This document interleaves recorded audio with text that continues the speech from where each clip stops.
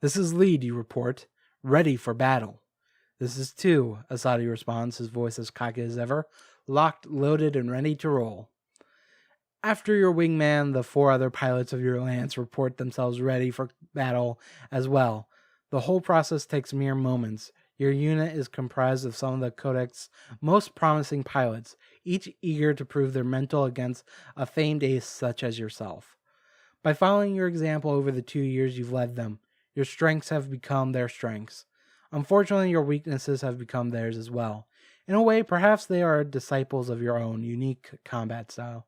Like every lance in Codex military, your unit has a distinctive name, one which you picked yourself. Wolf Lance, Combat Lance, Mithril Lance, or Tiny Lance. Okay, so we do actually get to name our thing, which is interesting. Well, let's choose that. So I wonder if I have to add Lance to this. Oh, there we go.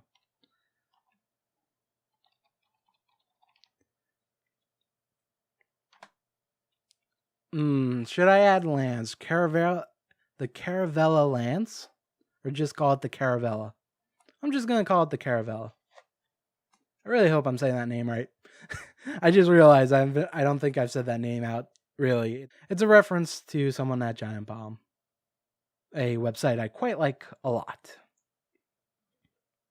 Alright, okay, cool. I was afraid that I had to put Lance there. I'm glad I didn't actually put Lance in there. Alright, Caravella Lance, form up on me and follow my lead.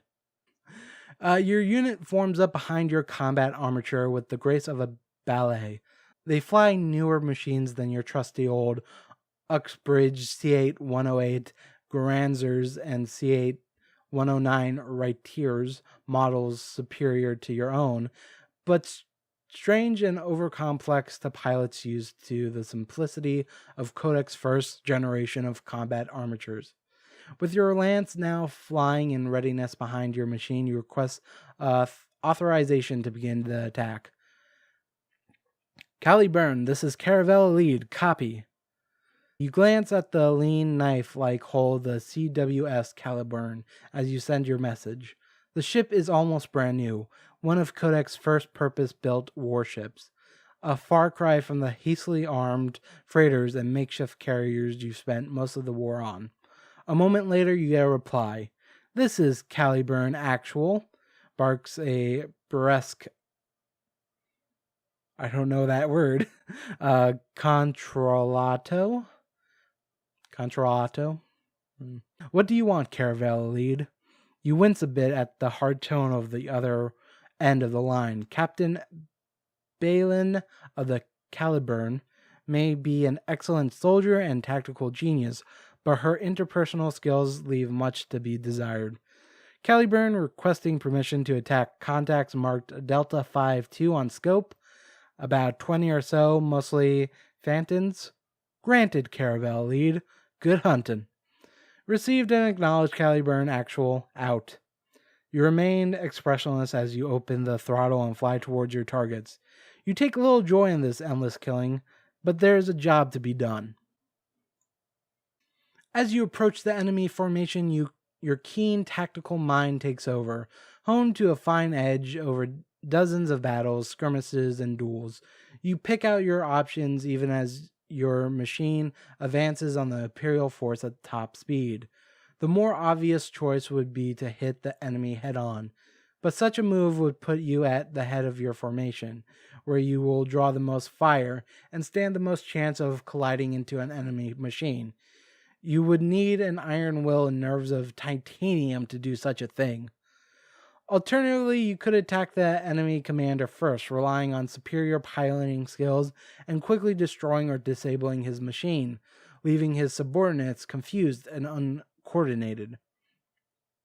Another option would be to find a weak point in the enemy's formation and exploit it, something that would need excellent situation and tactical awareness. Lastly, you could attempt to strike fear into the enemy by hitting them with a showy, intimidating first strike. You would need one hell of a flair for the melodramatic to sell it, but it might make the enemy hesitate just long enough for you and your unit to win the battle. Ultimately, you decide to play to your strengths and choose to, let's see, trust in my will, rely on my brilliant piloting skills. That's an interesting one. Use my tactical genius and eagle eyes to exploit the weakness in the enemy formation, or rattle the enemy with a dramatic ambush. Let's rattle the enemy. You stare at the situation before you for a moment, trying to find the approach that would have the most impact. You peer at the Imperial formation, their armor shining silver in the light of the Vidirian's binary suns. You get an idea. All right, Caravella, I'm setting coordinates. We assemble there, and then we'll charge in, guns blazing. Boss? Asadi asks, voice full of genuine curiosity. Why over there? You respond with a devious little grin. You'll see. I like this option because the other one seemed more focused on me, while this one kind of uses my my team. You assemble at the rendezvous point and look down at the Imperial formation, silhouetted against the deep turquoise of Vidiria's sunlit surface. You open your comm channels not just to your own unit, but to the enemy as well. Hit them hard! Give them painless deaths! Your afterburners flare to life as you lead Caravella into a battle at full speed. From the corner of your eyes, you see the bright muzzle flashes of autocannon fire blazing away in the soundless vacuums of space, pouring fire into the hapless Imperials before you. Before long, you see pale blooms of fire erupt from some of the Imperials' mecha. Your fire is far from precise, but one by one, Imperial machines fall under the sheer volume of your fire. Some of the Imperial pilots try to return fire, but their sporadic shots go wide. They are blinded by the bright light of Vidiria's twin suns at your back. Run while you can, Imperial dogs, you shout as your machine forges forward. Some of your enemies decide to take your advice, backing away from the main formation in an attempt to escape your unit's fire. Others flee from the battle entirely. By the time your machines tear into the enemy's unit, their cohesion is gone, replaced with a panicky, fearful mass. Oh, this is interesting. We seem to have some grayed out things here. Oh, and we changed our thing. We're more diplomat than warrior, which is cool. Still 50-50 on passion and deliberation, but that's fine. You're in your element. Here, the Uxbridge melee focus, ornament, and incredible speed truly begins to shine.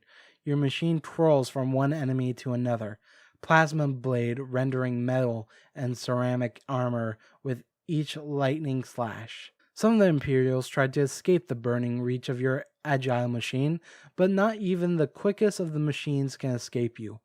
One by one, you cut down your foes all around you. Your unit fights with skill and ferocity you have come to expect of them. Slowly, the Imperial defense begins to crumble. However, just as the tide starts turning in your favor, your fatal weakness rears its ugly head. You are outmaneuvered by a superior enemy pilot. You are blindsided by an enemy who I did not detect in time. I wonder why these other two are blurred out. I'm wondering what choices I make doesn't allow me to have losing the ability to command the other pilots in my lance, getting the combat shakes. Maybe that comes from my decision of why I got selected as a leader. Maybe because I did something heroic, I can't have these happen. So, I'm going to say I was outmaneuvered by a superior enemy pilot. Maybe I'll get a rival from this. You never really even seen it coming. One moment you are pursuing the Imperial machine as it twists and turns in an attempt to escape. The next instant it is flipping over your head, drifting around your machine in a whip-quick pirouette. It veneers burning blue from overthrust. Veteran instinct takes over as your body moves of its own accord, but you are still too slow. Burning, yellow trails of autocannon fire fly past. Too close for comfort as you desperately try to evade. Thankfully, your enemy seems to be subpar shot, though you know it's only a matter of time before he gets lucky. You grit your teeth as you maneuver your machine into a hard turn without breaking or changing course.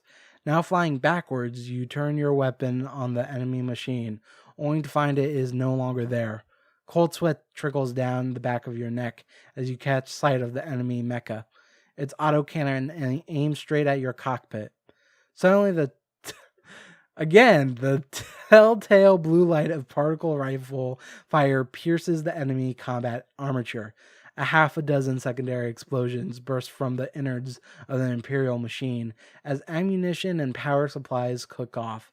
Your eyes follow the trail of the fatal shot to find Ensign Asadi's Grenzer particle rifle at the ready, flying just above you.